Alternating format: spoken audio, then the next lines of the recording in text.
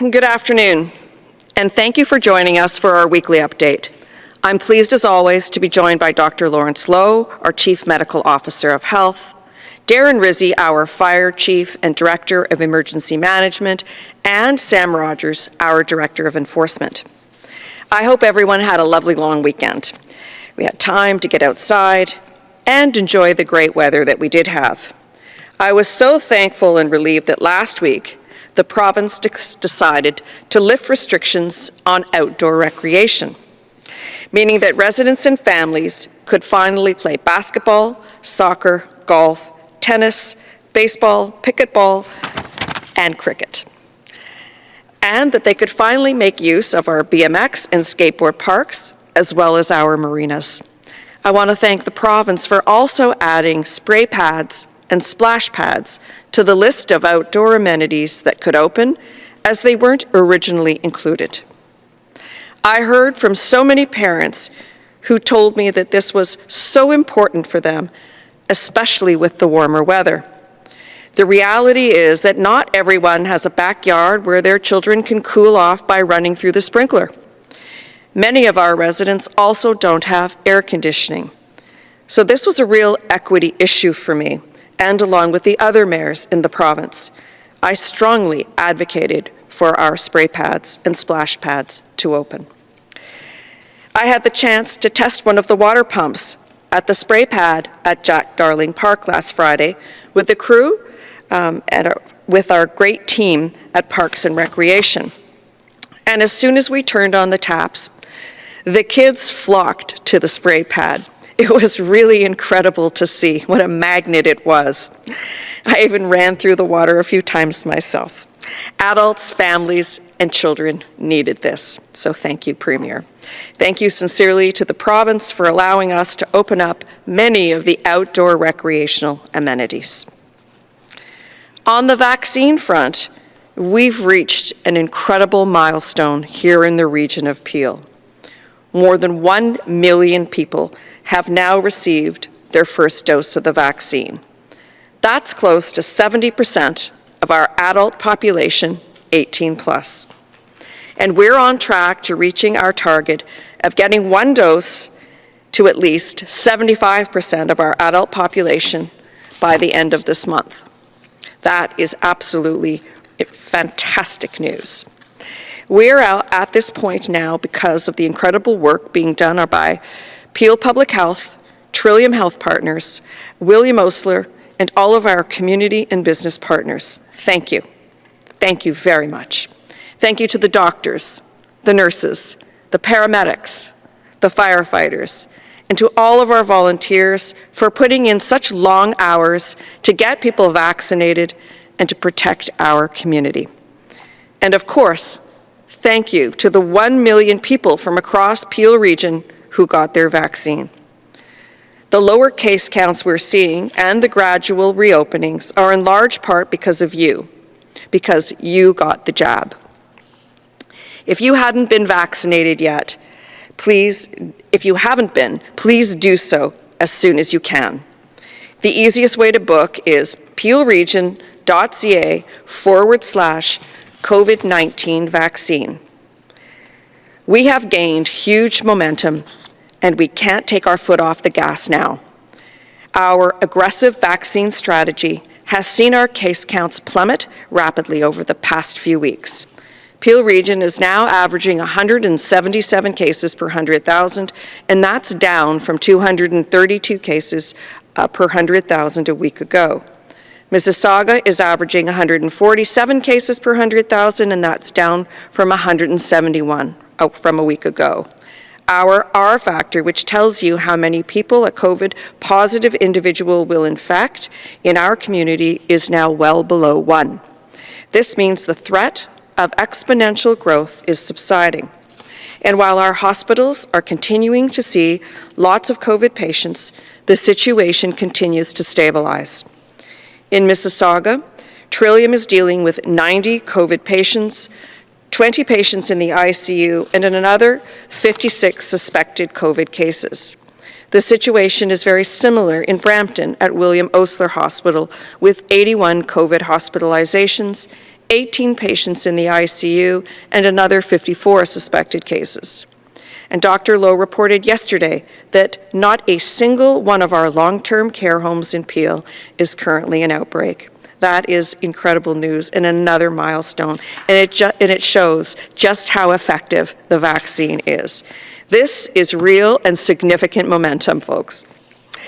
The truth is that the province has really stepped up for the region of Peel through their hotspot strategy. For the first 2 weeks of May, hotspots like Peel and Toronto received 50% of the province's vaccines. It meant that we could open up vaccines to everyone 18 plus and begin offering it to youth 12 to 17. It meant that we could get so many of our essential workers vaccinated. These are our residents who continue to go to our factories, warehouses, and food processing and packaging facilities every single day to produce the products that we all need. The hotspot strategy meant we could offer more pop-up and more workplace clinics to help reach our more vulnerable residents and those least likely to get vaccinated at one of our mass vaccination centres. The region of Peel and the City of Toronto have been driving the third wave of the virus, and the hotspot strategy has been critical in controlling the virus here in the GTA and also right across the province. The province has now scaled back vaccines to Peel for the rest of the month of May and into June. This means that vaccination clinics in Peel will be adjusting their capacities to meet the new allocation and will turn their focus to getting first doses towards our most vulnerable residents, which will mean a continued commitment to focusing on community outreach, mobile, and primary care clinics. But I want to be very clear, we're still in a very good position, and we will hit our 75% first dose coverage before we hit the end of the month. And I understand why the province has shifted its approach.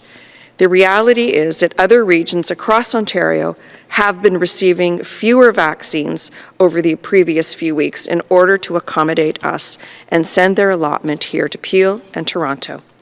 But I firmly believe that we cannot lose the momentum that we have built up.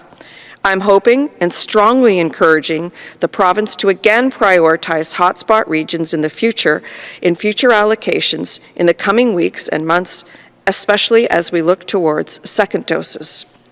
Without prioritizing vaccines where cases are the highest, all of Ontario remains at risk. Peel continues to have 23% of all COVID cases in Ontario, yet we're only 10.7% of Ontario's population.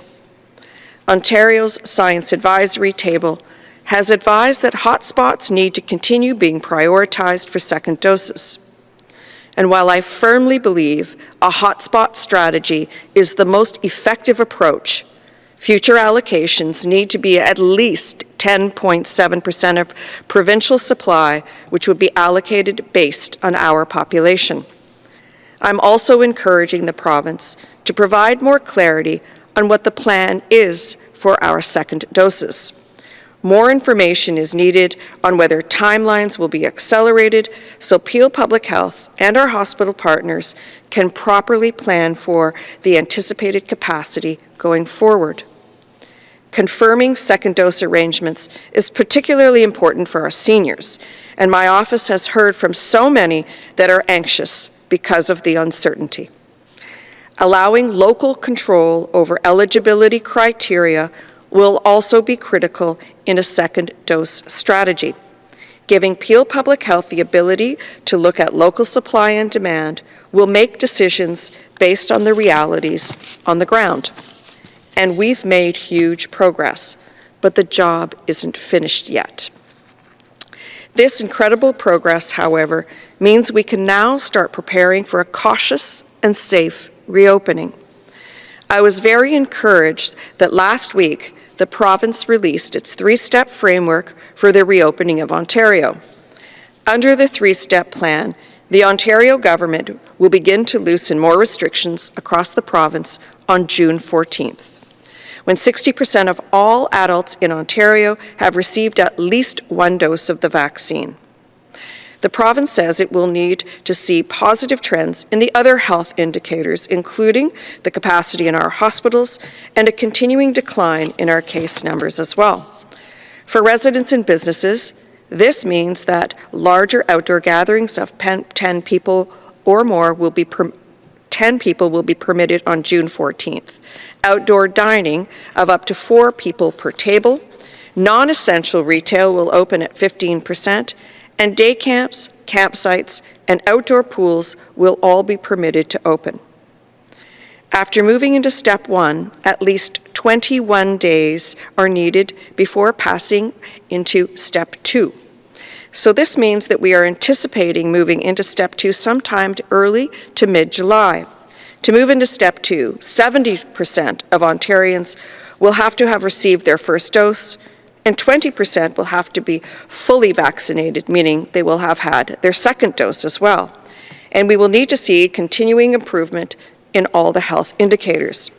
At this step, we will see the further loosening of restrictions, including small indoor gatherings of up to 5 people and the opening of personal care services. The same process will apply for entering Step 3. It will be at least 21 days after entering Step 2, and 70 to 80% of Ontarians must have received at least 1 dose of the vaccine, and 25% will need to be fully vaccinated, and health indicators will need to continue to improve. This is when we will see indoor dining, larger indoor and outdoor gatherings, and indoor sports and recreation. I had asked for clarity on a reopening plan, and I thank the province for delivering one. I know some of you think the plan is moving too slowly, especially for our businesses, which have suffered greatly from the extended lockdown. But I support this cautious reopening as it gives us more time to vaccinate more people, ensuring we don't see a 4th wave of the virus. Our community has to sacrifice so much, and we cannot afford to see businesses reopen and then having to close again because of a spike in cases. The province needs to provide ample notice of when we will move into the subsequent steps to allow residents and businesses to plan accordingly. Businesses in particular need this information to purchase their inventory and recall their staff. Mississauga, we are close. We are very close. We are close to hitting our vaccination targets. We're close to finally seeing the reopenings that we have all been waiting for. And I'm confident that if we all continue following the advice of public health, and that we all go out and get our first and second doses as soon as we are eligible, we will all have a great summer and early fall. By fall, things should be close to returning back to normal. For now, please stay healthy and stay safe, Mississauga. And now, I'd like to invite Dr. Lawrence Loh up to the podium to provide his update. Dr. Loh?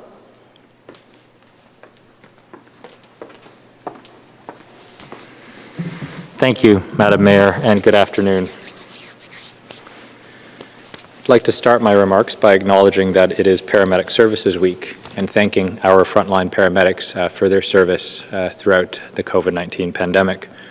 I'd also like to start in thinking around frontline workers with a request to our community to continue to be kind and compassionate to our public health staff and our healthcare workers who are on the front lines.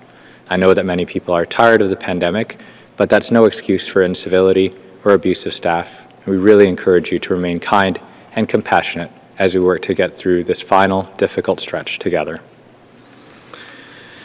Mississauga's weekly incidence rate for COVID-19 currently sits at 147.2 per 100,000, with a test positivity of 10.4%. We continue to see improvement in transmission levels and hospital admissions, but our hospitals still are contending with many sick COVID-19 patients admitted.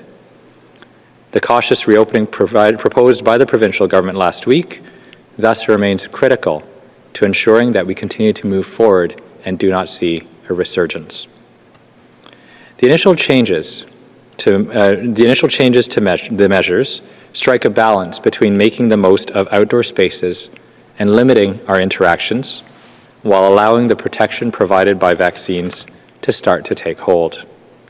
And on that note, I want to thank everyone in our community who has gotten their first dose of vaccine. We are now at over 1 million doses administered in the region of Peel and are rapidly approaching 70% first dose coverage of our 18-plus population. I also thank everyone who is still planning to get vaccinated and ask for your patience as you try to book your appointments. Our website will continue to provide information around where appointments can be booked, and the provincial booking system will allow you to book at anywhere in Ontario. With the expiration of the provincial hotspot strategy, Peel is adjusting our clinic capacity to support the province's return to a per capita strategy that will allow the rest of Ontario to push forward and also reach provincial targets. As we approach 75% first dose coverage in Peel, I am thankful that the province's hotspot strategy has allowed our hard-hit community to access the protection more quickly to protect our residents and also the entire province.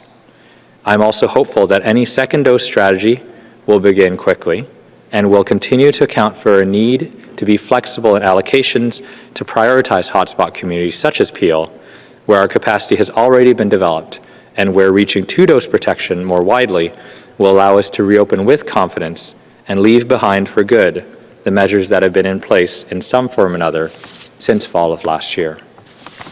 But I want to remind people that getting the vaccine, any vaccine available, is your own and our collective path forward to support reopening.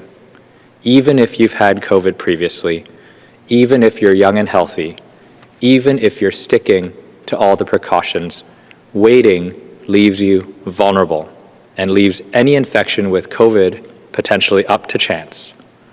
I encourage you to take whatever vaccine comes available to you and help us draw this acute phase to a conclusion. My colleagues that are vaccinating in our clinics tell me that they are now seeing more picking and choosing between the two vaccines on offer. Notably, some people are actually walking away from booked appointments without protection because they discover that Moderna is being provided on that day. So I've decided it's time for me to share my vaccine story. I received Moderna, proudly so, though I would have been fine with any of the products on offer. But I was excited to receive Moderna because I now share a vaccine story with the likes of Dr. Tony Fauci and the unrivaled Dolly Parton. I am now enjoying the protective benefits of an excellent vaccine, only a sore arm to speak of, for just a couple days after my shot. And I want to be clear that while I was secretly hoping I would get Moderna, so I could get the Fauci ouchie, I would have equally been pleased with any vaccine that was offered to me at the time that I got vaccinated, because every moment that I remained unvaccinated would mean another moment delayed towards my own and our community's journey to protection. And that delay is a delay not only for yourself, but for your family and loved ones and for our entire community. Declining a vaccine offered continues to leave you not only vulnerable, it leaves us all behind. So I ask you to visit peelregion.ca/COVID-19 vaccine to book an appointment today. And whether it's Pfizer on offer or, as I received, Moderna, please take whatever vaccine is available for your first dose without delay. And finally, for those who have received your first dose, please also monitor peelregion.ca/COVID-19 vaccine for information on second doses when it comes available. For those of you with that first shot, remember that the vaccine products currently in use in Canada are a two-shot deal. Thank you, and I'll pass it back to Mayor Crombie. Thank you, Dr. Lowe, and thank you for sharing your vaccination story with us. That was very amusing, actually, and we should all share our stories. Thank you. We are now ready to take your questions. I have with me Sam Rogers, our Director of Bylaw Enforcement, and Chief Darren Rizzi, as well as Dr. Lowe and myself. Your first question comes from Steve Cornwell at the Mississauga News. Go ahead, Steve. Welcome, Steve. Hi, Mayor Crombie. How are you? I'm very well. How about you? I'm good, thanks. A Mississauga spokesperson recently shared with me that Huff Boxing Gym, which of course made headlines for seemingly ignoring shutdown orders on fitness facilities, was now considered compliant with provincial regulations and around allowing access for people with disabilities to use the gym. And the gym is now telling its members it's legally opened. And a few weeks ago, you suggested the gym was kind of flaunting the rules and found a loophole. So can you take us through kind of what's changed with the gym, and is it fair to other gyms that Huff is now open while seemingly disregarding public health rules for so long? Yep. So I'm going to ask, of course, Sam Rogers to come up and respond to you. But from my understanding, they're now following the rules and allowing only people with disabilities who are their members to enter. And for more information, I'm going to ask Sam to come and elaborate. Thank you for the question.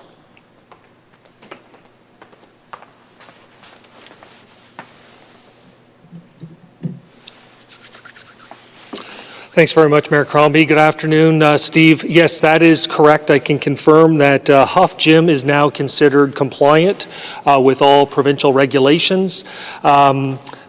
Last week, they finally opened their doors and allowed inspection officers, both from my team and Peel Public Health, to enter and conduct inspections. I can tell you at the time of the 2 inspections we conducted, there weren't any individuals actively training at the time. But given the fact that they didn't obstruct our inspection, so they opened the door and allowed us to go in, and there was no activity going on, they were compliant on the day. With regards to all persons, who are using the facilities, claiming disabilities under the AODA as per the regulations, that piece is ongoing. We're aware of many other gyms, not just in the city of Mississauga, but provincially, that are claiming this status. Whether or not that's fair or not is not for me to say, quite frankly. When you get into disabilities, there are many, many, many that are invisible, and that is not our role to verify that. Some have characterized it as a perceived loophole. We do believe there are some opportunities to tighten up the regulations and the language within the law, and we are working alongside Peel Public Health through to the province, through the Solicitor General's office, to have those ongoing conversations about where it might be appropriate to tighten up the language. But for all intents and purposes right now, Huff Gym is compliant with the regulations. I'll hand it back over to Mayor Crombie. Thanks. And my follow-up is actually for Dr. Lowe. Yep, Dr. Lowe.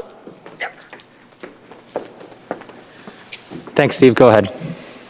Dr. Lowe, I was just looking at the Peel Health's vaccination data today, and it looks like those 18 to 24 have been getting vaccinated at higher rates than kind of any other age group under 50, and those 25 to 29 are also getting vaccinated at a fairly high rate compared to other age groups under 50. Why do you think Peel residents under 30 seem to be getting vaccinated at high rates compared to some of their older counterparts? Pretty simple answer, Steve. We started with the priorities for the older counterparts. So we're now at 75% of our 50 plus covered, almost 70 to 80% in most of those age groups, except for the 80 plus, which is at approximately 70%. If you actually look at those bars, you have to add the 59 plus the 9, so it comes up to about 68%. But naturally, those groups have reached saturation, and the most recent groups, which have been opened, as you know, are the groups that you've described, 18 through 40. So it's not surprising that they're the ones that are unvaccinated and really taking the opportunity to access their first dose. But it is a good thing and a reminder that regardless of how old you are, if you haven't had the chance to get your first dose at this point in time, really encourage you to make your appointment, peelregion.ca/COVID-19 vaccine. Thanks for the question, Steve. Next question, please. Your next question comes from Steve Picard at Mississauga. Go ahead, Steve. Welcome, Steve. Hi. Now, Ashley, Hi, today, how are you? I'm so well. Welcome. The question is further to the Huff Gym. Are the charges, the outstanding charges, still stand, and are other gyms being investigated at this point? Yep, we're going to let Sam come up and respond to you, but I believe it is the Ontario court that will assess the fines and the charges. Okay, Sam, over to you. Hi, good afternoon. Yes, that's correct. None of the previous charges, so there were 6 Part 3 charges that were laid against Huff Gym. The first appearance date is, it's in June off the top of my head. I want to say June 14th is their first appearance date to respond to those charges. I believe that answers your question? Yes. Great. Follow-up? This is for Dr. Lowe. Okay, we'll bring up Dr. Lowe for you. Dr. Lowe. And the question is concerning schools. Dr. Lowe, you closed the Peel schools before the province did, and now the province is considering opening them again. Are you going to follow a separate path with Peel or follow what the province is doing? So Steve, thanks so much. I was pleased to join a letter with the other medical officers of health across the province of Ontario, suggesting that prior to entering the three-step process to reopen Ontario, that there should be serious consideration given to returning to in-person learning. Thanks for the question. Next question. Your next question comes from Isaac Callan at the Pointer. Oh, welcome back, Isaac. Hi, welcome back. Thank you. I want to ask you, on Friday, the Peel Police Services Board is going to hear the details of a partnership between the Peel Regional Police and the Ontario Human Rights Commission. And that's something that, it's been hailed as a bit of a landmark agreement, but there's also scepticism in some communities. Groups like Advocacy Peel are naturally sceptical of what will come next. So as a Police Service Board member, what are you going to be doing around that table to make sure that this is a meaningful moment and not a performative thing when we look back? Well, absolutely, and I am very excited about this landmark agreement, and I'm very saddened to hear that Advocacy Peel is skeptical. Of course, they're just one group. There are many other stakeholder and community groups that are singing the Chief's praises for entering into this historic agreement. So, of course, I'm always there prepared, asking the right and the tough questions, which I will do so again on Friday. Follow-up, Isaac? Perfect. Yeah, I also want to ask you, about the Black community engagement sessions. Yes. I know there's another one this week. That's right. I was able to attend the first one, and I've looked at the speaker list for this one. There's 11 speakers. At the first one, you, Nando, Yanika, and a few others spent quite a lot of time explaining the workings of local government. And the structure seems to be quite speaker-heavy, with time for discussion at the end, but an emphasis on perhaps more talking than listening. So can you just clarify for me what you're expecting and what you're hoping to come out of this particular format in these sessions? Well, let me first say how pleased I am to join my Black Advisory Caucus in these consultation sessions, which they created in consultation with Claudia McCoy, who is our facilitator. The first one was on political empowerment in the Black community. And yes, we had someone explain which each level of government what responsibilities were at each level, including Greg Fergus, the federal member, Michael Cotto, the provincial member, myself. I talked about municipal role, and Nando Unica talked about the role of the region of Peel. And then, of course, we have breakout sessions and then come together for a discussion. So I think they're very well laid out. Last week, we talked about resources at the city, and we did cover some of the findings of the survey that was done, the diversity and equity survey that was done at the city. And we talked about the different services, whether it's culture, library, etc., and there was great interests in how to access grants, etc. Again, we had very, very informative breakout sessions and then great discussion at the end. Tomorrow evening, we are having our third session on policing and police reform and SIU reform, etc., and I'm very proud that Justice Michael Tulloch is speaking, along with Deputy Chief Mark Andrews and Police Board Chair Ahmed Attia. I think it will be another great session. It's highly subscribed. So, Isaac, I hope you will join us. Your final question comes from Khaled at My Second Home TV. Go ahead, Khaled. Welcome, Khaled. Khaled? How are you? I'm so very well. How about you? I'm very well, and I enjoyed the long weekend, and I am a Fauci club right now, like Dr. Lowe. You got the Fauci ouchie, yes? The Fauci ouchie, I like that. And by the way, I have to commend all the staff. The facility is great, and very nice people, very organized. I'm very proud that it's very well run and efficient. Thank you. Yes, thank you. So my question, this week Ontario reported its first death cases due to blood clots related to AstraZeneca. Yeah, the VITT. Would this trigger any compensation to the deceased family, the family of the deceased? I'm going to ask Dr. Lowe to speak to that. And we did have one case here in Ontario, our first case, a male in his 40s that had experienced some complications, the VITT, with his vaccine. And I'll ask Dr. Lowe to speak to it. Thank you. Thank you for the question. Thank you. Thank you. Thank you, Madam Mayor, and thank you, Khaled, for the question. It's vital to reiterate that the benefits of the vaccines that are currently in use, including the AstraZeneca vaccine, still significantly outweigh the risks associated with them, particularly the risks of rare side effects such as the VITT that you describe.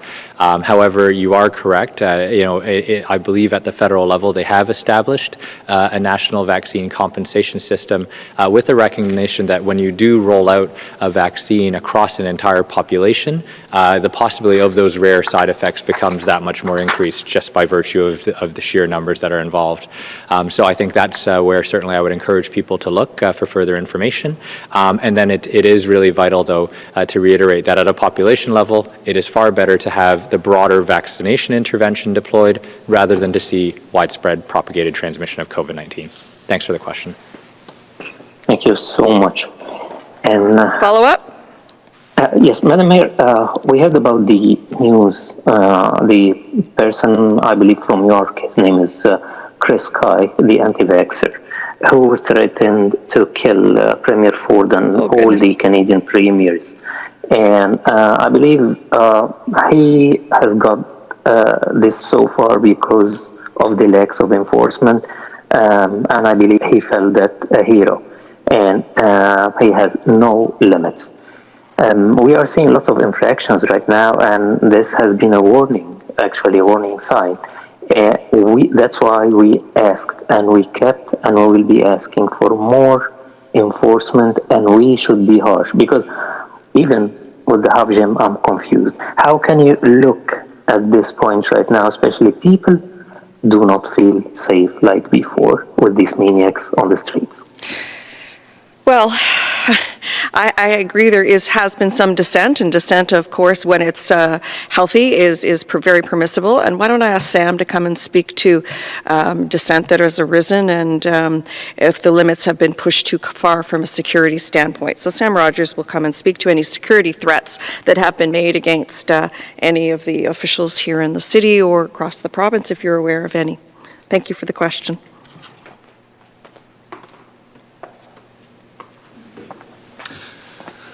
Hi, Khaled. Listen, before I get into initial comments, could you just clarify the question? I want to make sure that I'm answering your concerns accurately.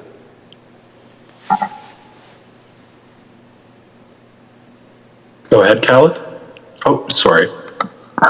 It's okay. Can you hear me now? I can hear you, yeah. Very well. So we have two pieces of the question, two parts right now.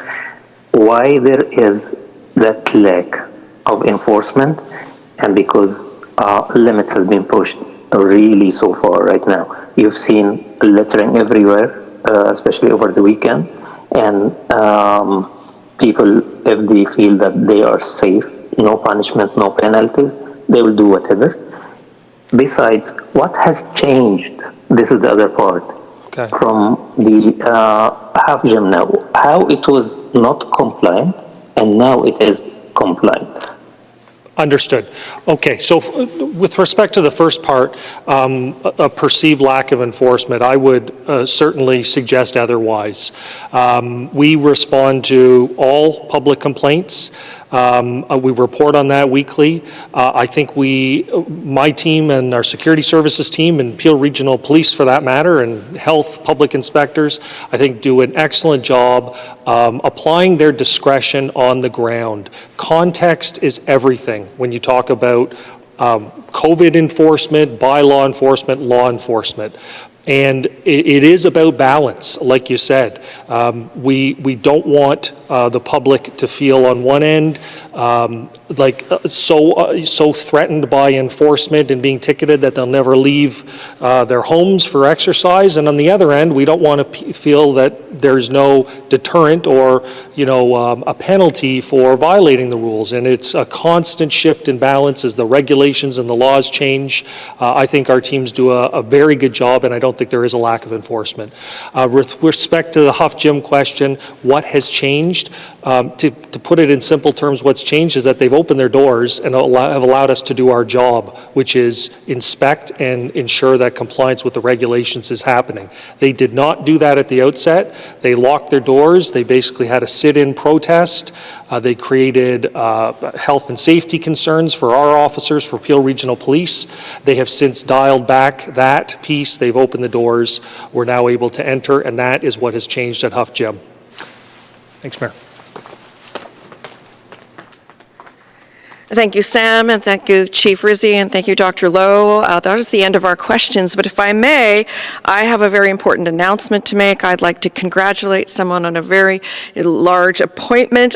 Premier Ford has named a new secretary of his cabinet, and I would like to congratulate the CEO of Trillium Health Partners, Michelle D'Emmanuel, who will be leading the Ontario Public Service. She will be the Secretary of the Cabinet and Clerk of the Executive Council effective June 20th. I want to also thank and congratulate Stephen Davidson, who has been in that position since February of 2019, and Michelle is set to take over on June 20th. So congratulations on your secondment as Clerk of the Cabinet to Michelle D'Emmanuel, CEO of Trillium Health Partners. Thank you, and thank you for joining us today.